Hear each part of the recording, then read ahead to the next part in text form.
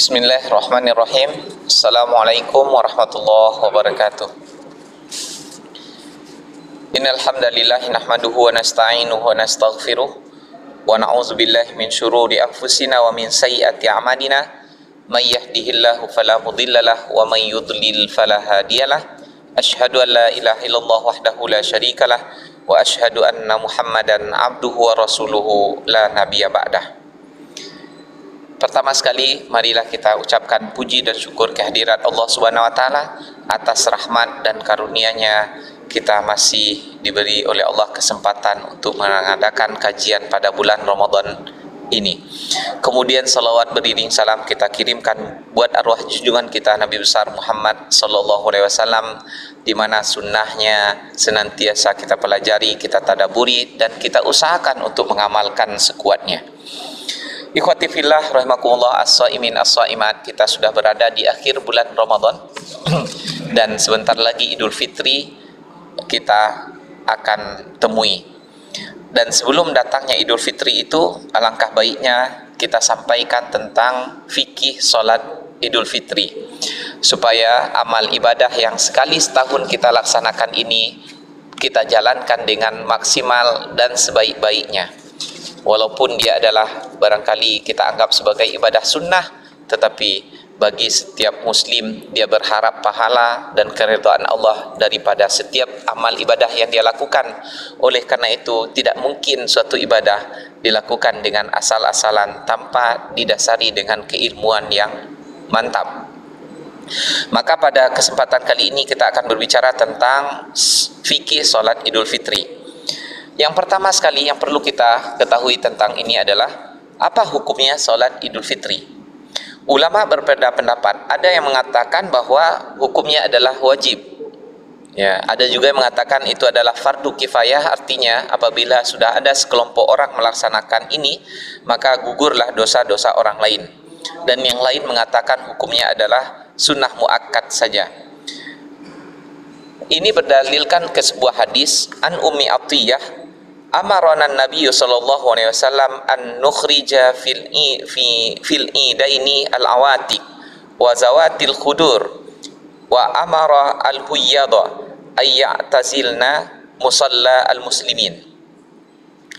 Ummu Atiyah mengatakan bahwasanya Nabi sallallahu alaihi wasallam memerintahkan kepada kami untuk mengeluarkan di hari Idul Fitri itu dan di Idul Adha, yaitu anak-anak gadis, ya, yang baru beranjak dewasa, kemudian gadis-gadis yang menjadi gadis pingitan, ya, jadi ini gambaran gadis pingitan saja atau anak-anak gadis yang masih malu-malu itu saja disuruh untuk keluar, ya, ini menunjukkan penting.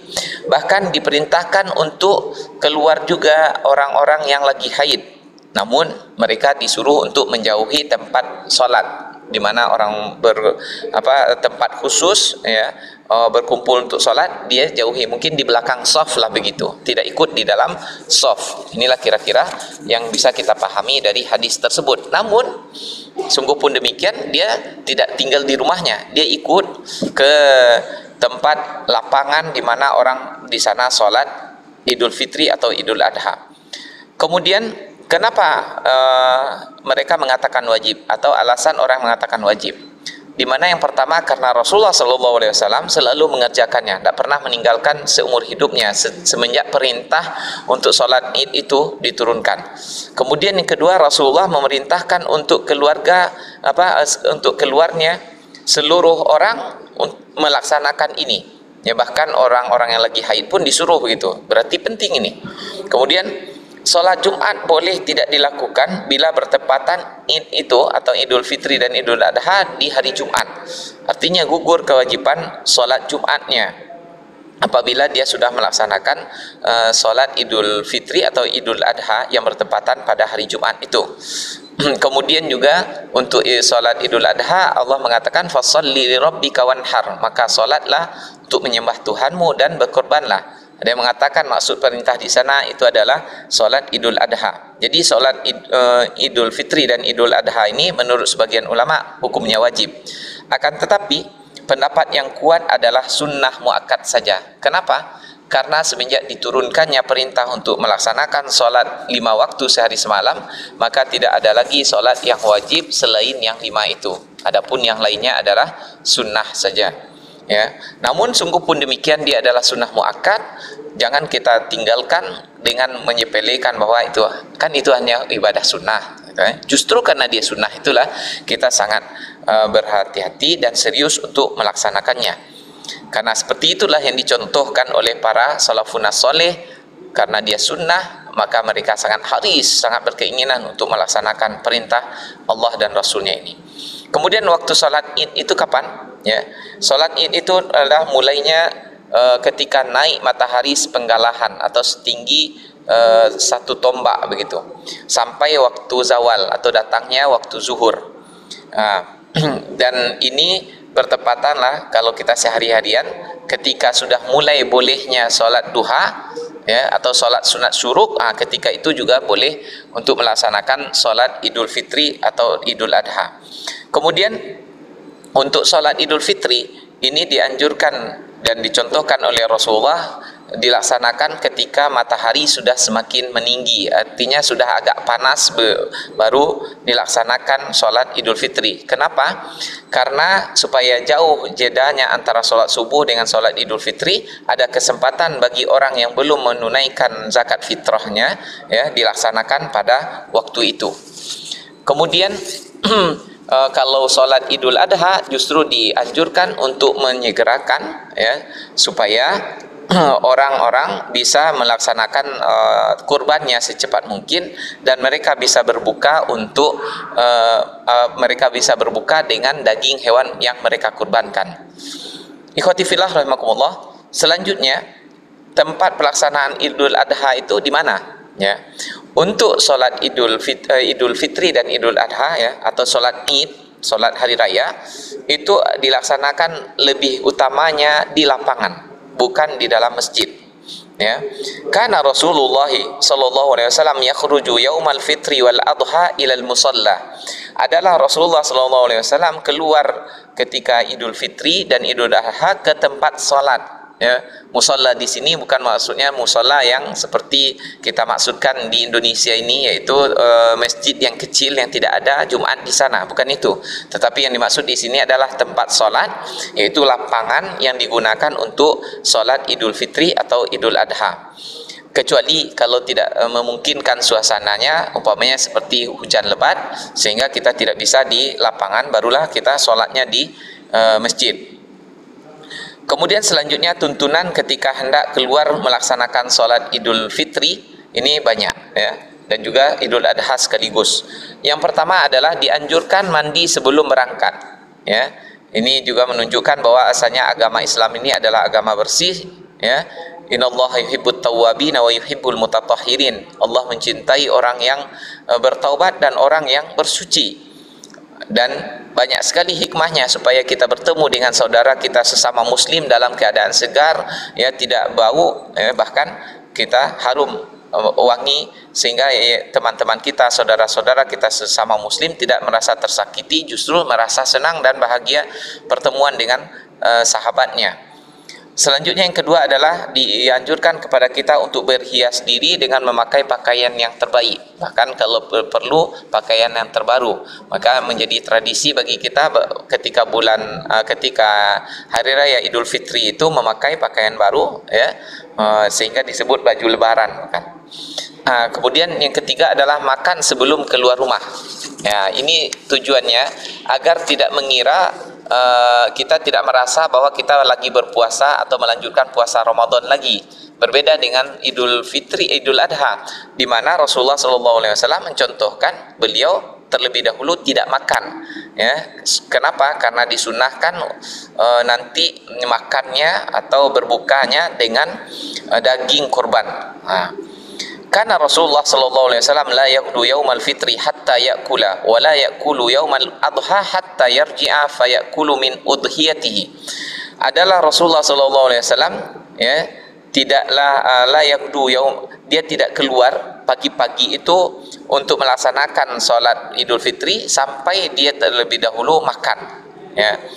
Dan Rasulullah tidak makan sebelum pergi melaksanakan solat Idul Adha sampai dia kembali ke rumahnya, lalu Rasulullah SAW makan dengan daging yang sudah disembelih dari hewan kurbannya. Nah, inilah anjuran yang selanjutnya. Berikutnya adalah tata tertib atau hal yang kita lakukan ketika kita akan pergi menuju salat Idul Fitri atau Idul Adha adalah sebagaimana yang diriwayatkan, kana sallallahu alaihi wasallam yakhruju yaumal fitri fayukabbiru, ya. Jadi anjurannya adalah kita bertakbir menuju lapangan tempat melaksanakan salat Idul Adha hatta ya'tiyal musalla, sampai di tempat salat itu, wa hatta yaqdiya as-salata fa idza qada as-salata qata'at takbir, sampai Rasulullah sallallahu alaihi wasallam menyelesaikan salatnya. Maka apabila sudah selesai sholat, maka Rasulullah berhenti bertakbir. Ya, begitulah anjuran untuk kita. Kita disuruh untuk bertakbir sampai mulai sholat Idul Fitri atau Idul Adha. Kemudian seterusnya tata cara takbir, ya. Tata cara takbir itu dianjurkan dengan menjaharkan atau mengeraskan suara, dengan syarat jangan berteriak pula gitu, ya, dengan mengangkat suara biasa saja begitu, bukan berteriak-teriak atau mengejan begitu, ya. Kemudian yang kedua, lafaznya, ya, lafaz dari takbir itu sebagaimana yang sudah biasa kita lafazkan, dan sebenarnya lafaznya yang diajarkan oleh Rasulullah atau terdapat dalam sunnah itu banyak. Tapi yang paling populer yang biasa kita lakukan adalah Allahu Akbar, la ilaha illallah, wallahu akbar, Allahu akbar, walillahil hamd. Ya, kalau kita mendengar ada lafaz lain, ya, atau sigot lain dari takbir ini, maka kita jangan menyalahkan orang, karena memang lafaznya atau sigotnya ada beberapa riwayat yang berasal dari Rasulullah SAW. Kemudian selanjutnya adalah yang dianjurkan atau tata cara ketika kita pergi sholat Idul Fitri atau Idul Adha adalah menyuruh wanita dan anak-anak keluar ikut melaksanakan sholat, ya, sebagaimana sudah kita jelaskan sebelumnya. Yang keenam adalah melewati jalan pergi dan pulang dengan perjalanan atau jalan yang berbeda. Pergi dengan suatu jalan pergi berbeda dengan jalan pulang. Ini ada rahasianya, ya. Barangkali atau hikmah yang bisa kita tarik di sini adalah supaya kita semakin banyak bertemu dengan orang.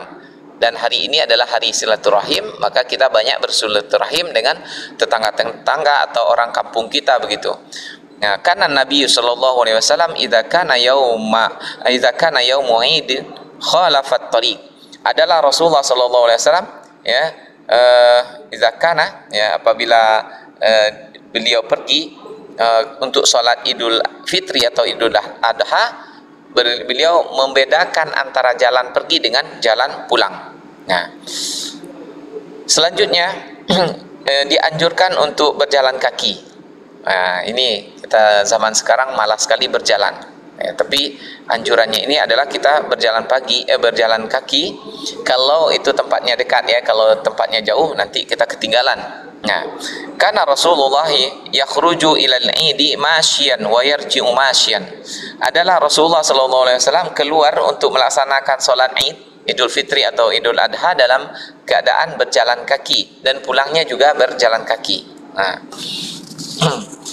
sekalipun di waktu zaman Rasulullah tidak ada mobil umpamanya, tapi ada onta dan keledai serta kuda, dan biasa mereka menunggangi itu. Namun Rasulullah SAW mencontohkan tidak menunggangi kudanya atau keledainya untuk pergi sholat Idul Fitri, namun beliau berjalan. Selanjutnya tidak ada sholat sunnah qabliyah sebelum sholat Id. Ya, jadi kalau kita sholat di lapangan tidak ada tahiyatul lapangan, ya. Ya, kecuali kalau kita mengadakan sholat Idul Fitri itu di masjid, maka kita tahiyatul masjid saja, dan tidak ada disunahkan sholat-sholat selain itu. Walaupun kita waktu itu sholat di waktu duha, ya, tidak dianjurkan kepada kita untuk sholat sunat selain sholat Idul Fitri tersebut. An Ibni Abbas, dari Ibnu Abbas, dia berkata, inna Rasulullah sallallahu alaihi wasallam kharaja yaumal adha au fitr fa shalla raka'ataini lam yusalli qablaha wala ba'daha. Sesungguhnya Rasulullah SAW keluar melaksanakan sholat Idul Adha atau Idul Fitri, lalu beliau sholat 2 rakaat dan tidak sholat sebelumnya serta juga tidak sholat sesudahnya. Nah, itulah tata cara kita melaksanakan sholat Idul Fitri dan Idul Adha. Kemudian tidak ada azan dan iqamah ketika sholat Id tersebut. Shallaitu ma'ar Rasulillahi sallallahu alaihi wasallam al-idaini ghaira marrah wala marratainin bi ghairi azanin wala iqamah, kata sahabat, ya. Aku salat bersama Rasulullah sallallahu alaihi wasallam waktu Idul Fitri atau Idul Adha, tidak bukan 1 kali 2 kali, tapi sudah sering itu tanpa azan dan tidak ada iqamah sebelumnya. Nah, selanjutnya tata cara salat Idul Fitri secara ringkas dimulai tentu dengan niat dan jangan salah pasang niat. Idul Fitri jangan ada di dalam hati salat Idul Adha atau sebaliknya. Nah, mungkin Idul Adha ini yang sering terbalik ini teringatnya Idul Fitri. Kenapa? Karena orang ramai begitu. Nah, hati-hati kita, jangan salah pasang niat. Kemudian takbiratul ihram.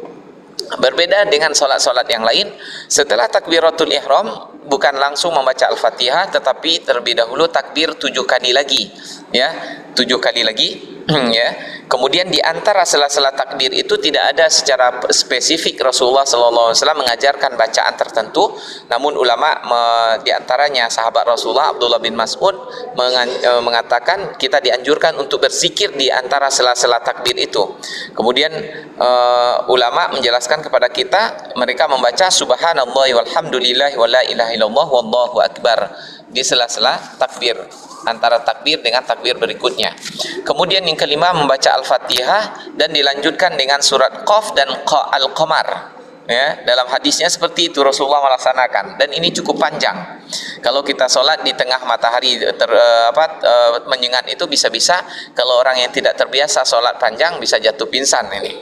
Tapi di dalam hadis yang lain Rasulullah SAW menganjurkan untuk membaca surat Al-Alaq dan Al-Ghasyiyah. Nah, kita pilihlah yang mudah barangkali.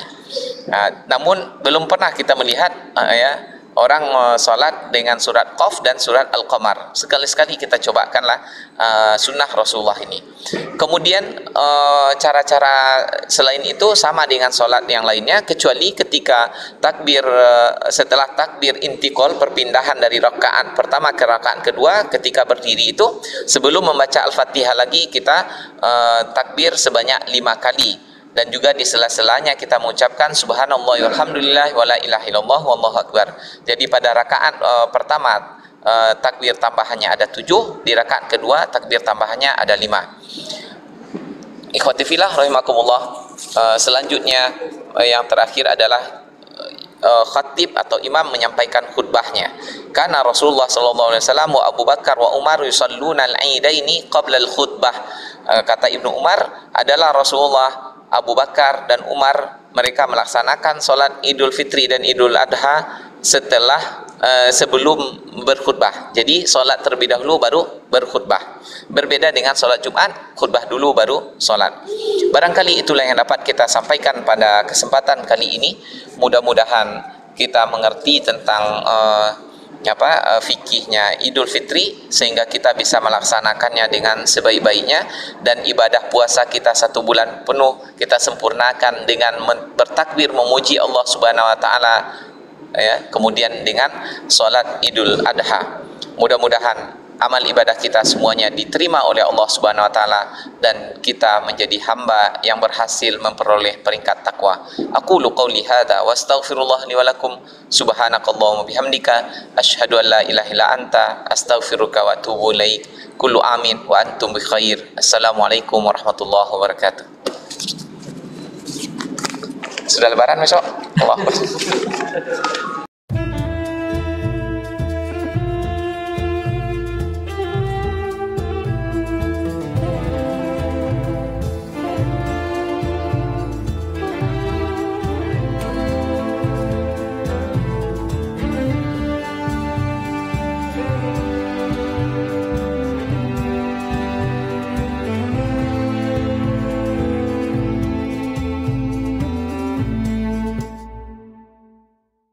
Assalamualaikum warahmatullahi wabarakatuh.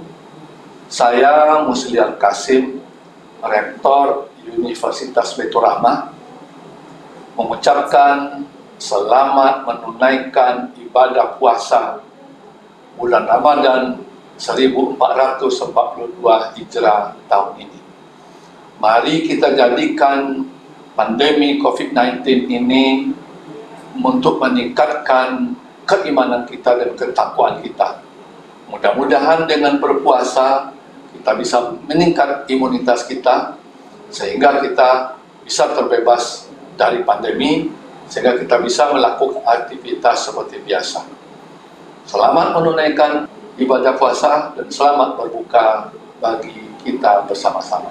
Penerimaan mahasiswa baru Universitas Baitur Rahmah tahun akademik 2021-2022 menerima 5 fakultas dan 10 program studi, terdiri dari S1 dan Profesi Kedokteran Umum, S1 dan Profesi Kedokteran Gigi, S1 Manajemen dan S1 Kewirausahaan, S1 Kesehatan Masyarakat, D3 Kebidanan, D3 Radiologi, D4 Keperawatan Anestesiologi, S1 Administrasi Rumah Sakit, S1 Farmasi Klinis, D3 Akademi Keperawatan. Untuk pendaftaran bisa kunjungi pmb.umroh.ac.id. Jangan lupa daftarkan diri ya, agar menjadi bagian dari kita.